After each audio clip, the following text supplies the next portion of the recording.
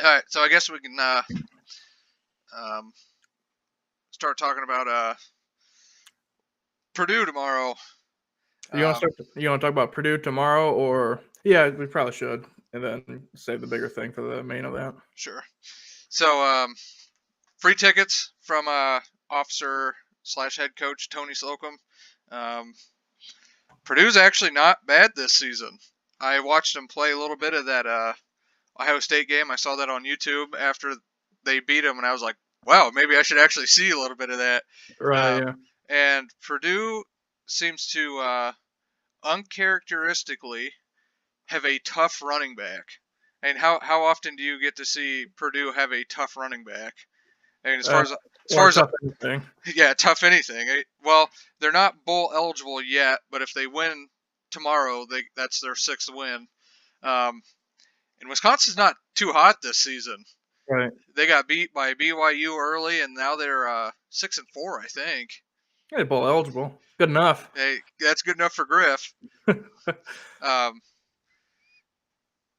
yeah, but well, from the beginning of the season, they started off in the ranking as fourth, I believe, Oh, the preseason, right? and now they're not ranked at all.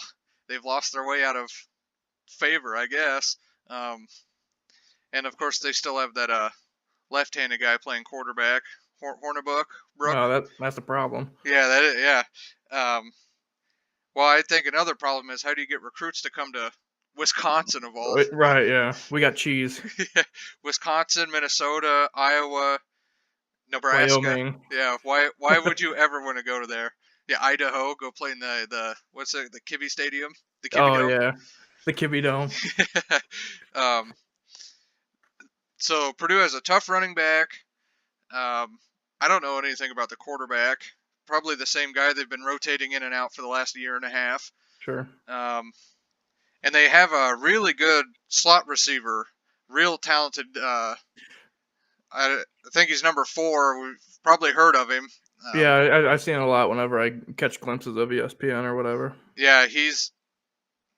I don't know why he chose West Lafayette of all places. West Lafayette, Indiana. Yeah, I'm sure Notre Dame was looking at him too. If West Lafayette was looking at you, Notre Dame's got to be looking at you. Yeah, right up the road.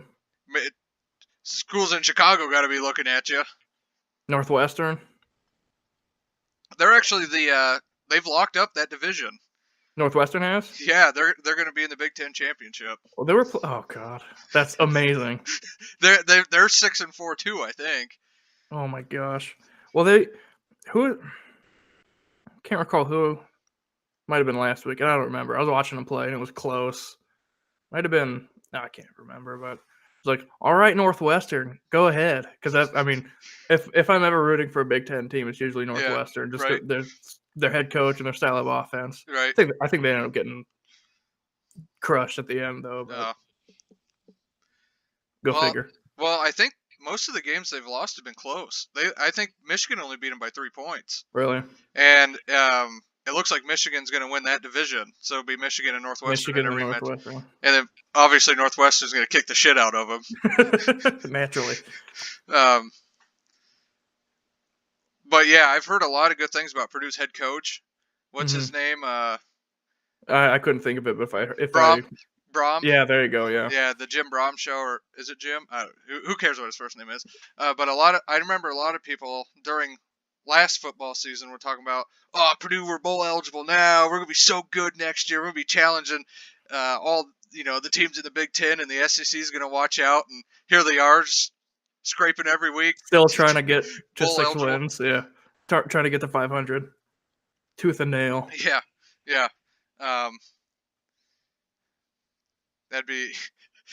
That's pretty rough to think that you went from such high hopes last season, and then all of a sudden, like, you're getting beat. They got beat by Eastern Michigan week 2. Yeah. So you're like, yeah, we're gonna be good, and then week 2 happens. You're like, shit. The Emus came and beat us. Yeah, we still suck. Don't they play on like a gray field? Don't they? It's gray turf, I think, with like a giant green E right in the middle to throw everything off. Yeah, isn't that? Well, let's see. There's obviously the Boise blue. Then there's the Eastern Washington. The red, yeah, and then there's the Eastern gray with puke green splattered in the center. There's another team out east, I think. I think it's Luther College. I don't. They're like the Nords or something. They have a blue field as well. Oh, it's not the Fighting Blue Hens Oh, of Delaware. Delaware. Sadly, no. Speaking of Delaware and the wing T. Yeah, so I sent you that link. It was for RTC. They're broadcasting a Pioneers game going on right now. Right. And so they're playing the number 2 team in 1A. And it's 14-0 going into halftime. And they've had quite a bit of trouble. Last week they've won just about every game this season by at least 50 points. Wow. Naturally. Of course. Last week they had trouble because it snowed. Like it started snowing at kickoff. So they just weren't ready for it. And then they were fumbling and they were having trouble getting the ball rolling essentially. And then they won 66-0. Oh god. Wait, got off to a slow start and only won 66 to nothing. It was a rough day at the office. And that's what that was regional? Yeah, that'd have been regional. Okay. They play. So for regional, they played a team that was in our sectional, Triton, and Triton smoked us week 2 of the season. Actually, that was one of the only times we had actually scored against a varsity team. Really? Yeah. Well, they were just dicking around, and you can see like their kids are actually just jogging on the field. Like varsity guys were jogging on the field after they were up 7-0. They knew. Yeah, they had. Yeah, it was over when they stepped off the bus. And when they arrived at Caston. When they left class. Yeah, when they woke up that morning. Yeah, we had like a 14-play, 80-yard drive against them, which I was like, that's not bad. If we could do that consistently, we might actually compete in a game here. But nope, that's not the case. 0-10. And that earned us, 0-10 won us free tickets to the Colts. Right. That's a good transition. Talk about like the Indy Star article and well, I mean, the season itself and like the team and all the hardships or whatever. But what led to the Indy Star article and getting invited? So I started coaching the week of the scrimmage, so I missed all of the 2-a-days, and I missed Casting High School and and I missed obviously all the summer ball. Which I heard they did really well in summer ball. I don't know who they were playing. I don't know what junior high team they were playing to make them look good. But anyway, so we did the scrimmage. I wouldn't say I was too impressed, but we only had 12 kids, I think, for the scrimmage. And then we go to play West Central, Mr. Masters' alma mater. And it was like 28-0 in the first quarter. And then at halftime, it was 60-6. Like it just got that bad that quick. really? The kids. So our defensive coordinator this year was my head coach when I played there. So obviously we're doing the same exact drills that he had me do all those years ago. And then obviously as the course of the season progresses, you master one drill and you go on to the next more advanced drill. Well, we were in the tournament doing drills that we were still doing, that we had started doing way back during the scrimmage week. So I mean, the kids were young. At the end of the season, we had the awards banquet, and coach said, stand up if this is your first time playing varsity football, or your first varsity football season, and like 12 out of the 16 stood up. Right. And then he had asked, well, stand up if you've never played football ever before, and like 8 of them stood up, which is half the team. So I was like, oh man, we're playing with 14-year-old kids that have never played football before, but 15 minutes down the road, Pioneers playing with Division I athletes and a 60-man roster and kids that have been playing together since first grade. Yeah, and that's, I mean, because with Indiana high school, like if you get more and more kids, you're going to have higher classes and whatever. Yep. You can get all the way down to 11 kids, and you're still playing 1A ball with kids or teams who have 40 kids on the team. Yep. So the Indy Star article, the guy came when we played up at Knox in Knox, Indiana. Knox is a 3A school. They're the biggest school. So Knox is 3A. All the other schools are 1A for football. I don't know what other some of them might be 2A for basketball. I don't know how that works. So they're 3A playing a bunch of 1As, and we're there.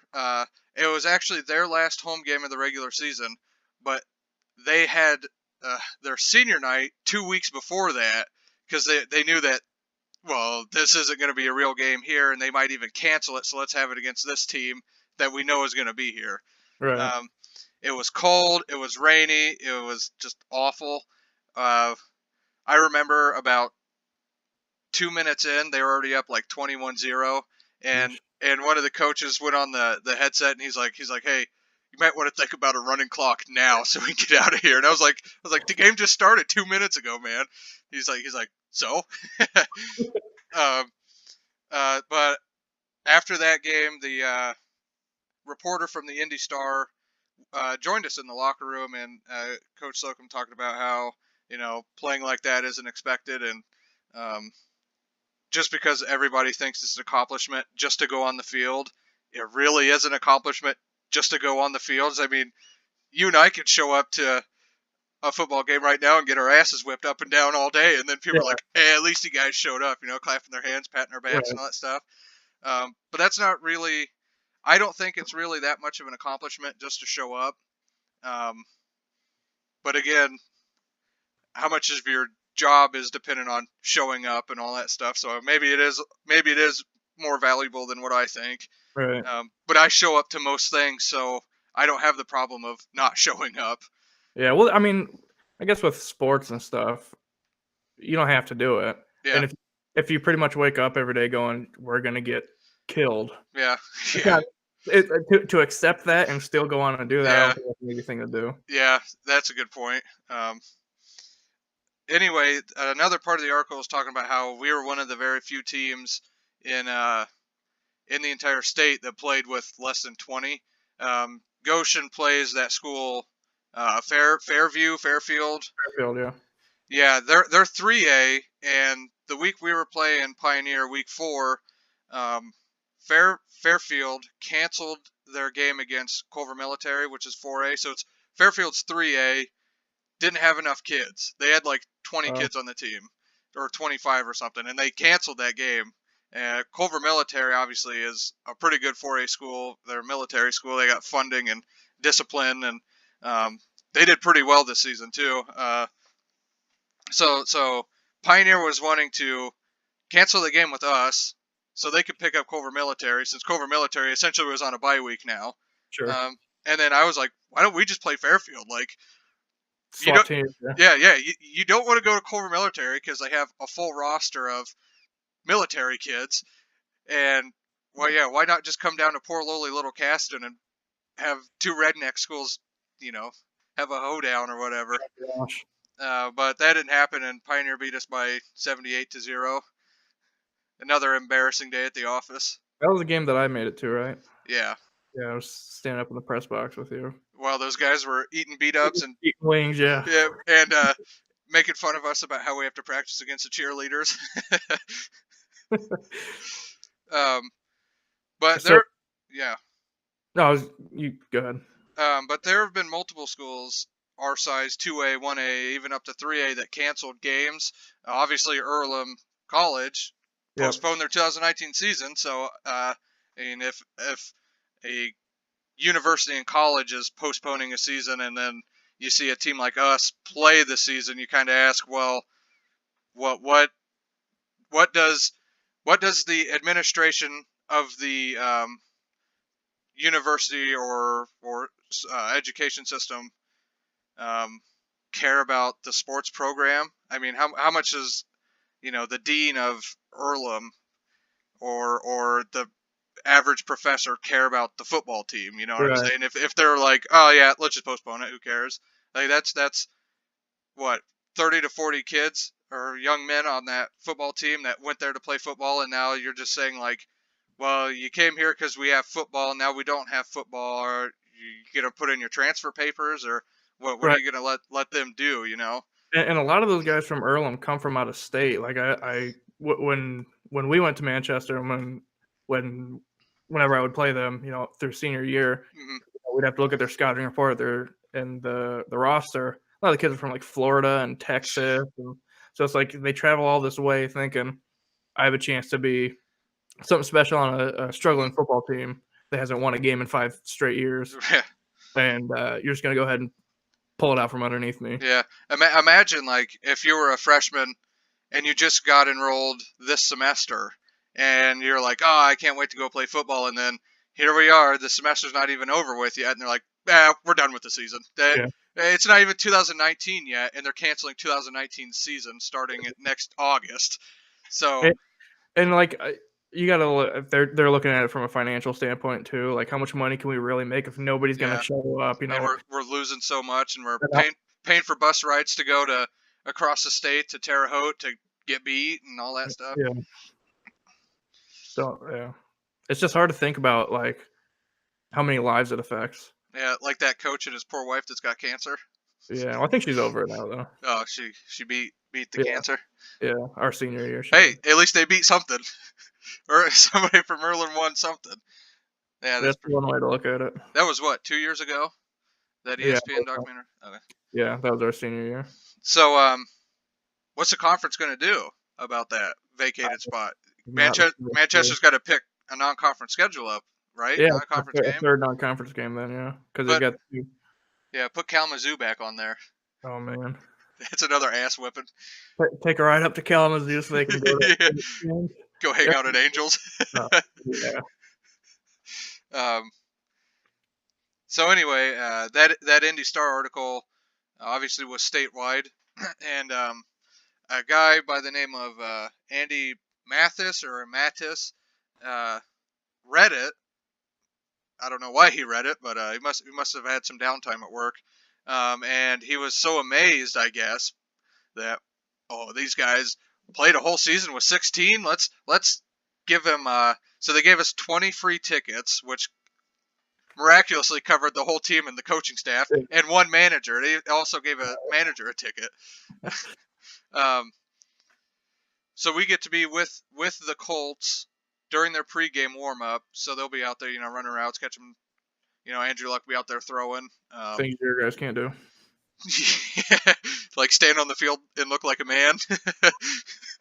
And then we'll be with them for the national anthem, which I have not yet decided if I want to kneel with any of their players out of pure spite, is all the people in my community are obviously, trying to make America great again. If they see me do that, they're just going to hate me for it. And I kind of want to stir that pot a little bit. You know what I'm saying? It's kind of, like, hey, you guys, they gave me a free ticket, all right? I don't see you getting a free ticket, so why don't you shut up? Yeah, you did something right by losing every game with a team of... You didn't put in 10 weeks of torture, all right? Back off. But I don't know anything about, like, are they actually good seats, or did he just give us a free pass down onto the field and then no seats for the game, or put us like way up, like back by that window up top on the oh yeah, or we're like standing in the aisleway because they're not actual like seat tickets, but they're like tickets to be in the stadium. we have to watch the game from the they're tickets into the stadium, but we have to watch the game from the bathroom, and they're on the TVs when you're we all have to stand there at the urinal to watch the football game. Sit in the stall like Peter when he had Stewie hold the iPad so he can sit there and watch. So that's a lot of football for a weekend. You got a 4-hour college football game of two teams that, one is bowl eligible and the other one is looking to be bowl eligible. And obviously, I would think that Wisconsin's still playing hard to get a better bowl because, a more recognizable bowl is more money for the school. And, Purdue's just playing to have a bowl. And then you go to Indianapolis and I get to see two AFC teams, the Colts and the Titans, competing. Well, I really think they're competing for the last spot in the playoff race because I don't think they're going to catch Houston, but it'll be nice to see Marcus Mariota in person. And if I'm on the field out there, obviously I'm going to try to get every autograph I can, which would include his, because he's if I had a choice of 5 quarterbacks and You know, if it was like a big draft and we were drafting a team, Mariota would be on my recruiting list to try to draft him. Oh yeah. Cam Newton obviously would be. Russell Wilson, maybe Lamar Jackson. He hasn't really done anything in the pros, but he's got the talent, I think, at least athletic ability. And then the fifth guy would be Drew Brees, but he's just amazing. Oh yeah. But I'd have to tweak my offense a little bit to have that short little old man throwing the football, but I can do it. Twice a game. Yeah, yeah. So that'd be interesting. I do think Purdue has a pretty good chance to win the game. I've heard that there might be a freak snowstorm come through. If that's the case, it's obviously going to help Wisconsin because they don't want that left-handed guy throwing the ball. Right.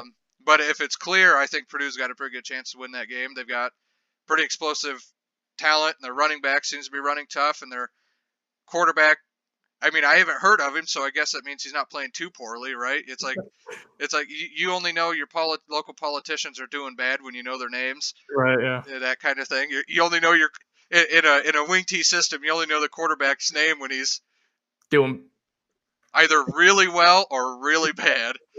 And then the Colts, I have no clue. I've watched maybe one pro game this season, so I have no clue what the Colts are like. An entire pro game either. Real quick though, I have heard, because the Colts used to always be like, never had an offensive line, always had to just get rid of the ball real quick. Yep. I've seen and heard though that their offensive line is actually like legit this year, and I've seen videos of their guys actually seeming like they know that what their directions are left. Yeah. So, but I've heard. I mean, Tennessee beat the hell out of New England last week. Yeah, it was like what, 35-12 or 14 or something like that. 42-14. And I guess it all depends on which Mariota shows up. I mean, if he's completing passes and running well, then I don't see what's stopping Tennessee from winning the Super Bowl. You have a quarterback that's as fast as wide receivers. What's going to stop you? He's going to stop your the ball whenever he needs to. Yeah. Yeah. Right. And I've heard, they like to run the ball. Obviously, their coach is Mike Vrabel. You remember that guy? He played linebacker for New England forever. Yeah. And he's a big slow the game down, run power football kind of guy. So, and obviously being a former linebacker, he's probably a defensive minded coach. So I wonder. And I think they still have Dick LeBeau as their defensive coordinator. Really? That 80-year-old guy that was at Pittsburgh for the last 80 years. So I don't really see what's holding Tennessee back other than Tennessee is holding Tennessee back. And they play in the AFC South, so it's not like they're against outstanding competition. The Jaguars. The Colts. Yeah. The Texans. Yeah.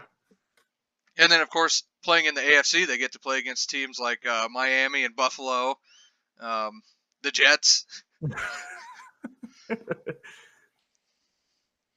That'll be something. That'll be fun.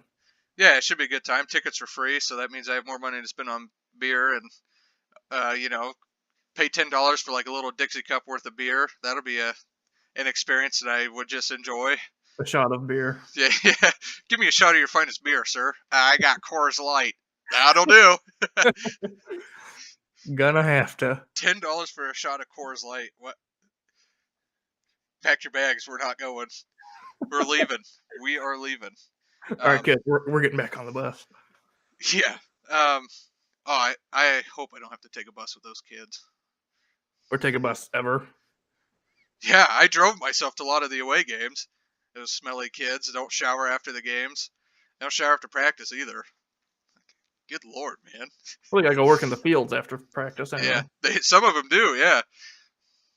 One of them works at Subway. I'd hope he would shower before going to Subway. Subway and Logansport, nonetheless. So maybe he fits in not showering.